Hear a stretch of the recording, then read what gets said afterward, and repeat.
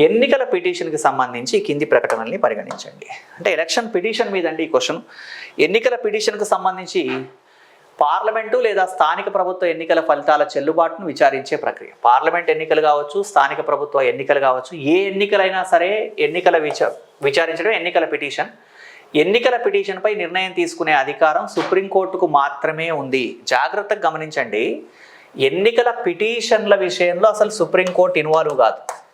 MP, MLA, MLC ఇక్కడ ఈ ఎన్నికల విషయంలో ఏదైనా అర్హతల విషయంలో వివాదం అయితే ఇన్వాల్వ్ అవుతుందే తప్ప సాధారణంగా ఎన్నికల పిటిషన్ అనేది సింగిల్ జడ్జ్, అంటే ఒక హైకోర్టుకు సంబంధించినటువంటి సింగిల్ జడ్జ్ విచారిస్తాడే తప్ప పిటిషన్ విషయంలో సుప్రీంకోర్టు ఇన్వాల్వ్మెంట్ ఉండదు, సుప్రీంకోర్టు ఇన్వాల్వ్ కాదు. కాబట్టి ఈ స్టేట్మెంట్ రాంగ్.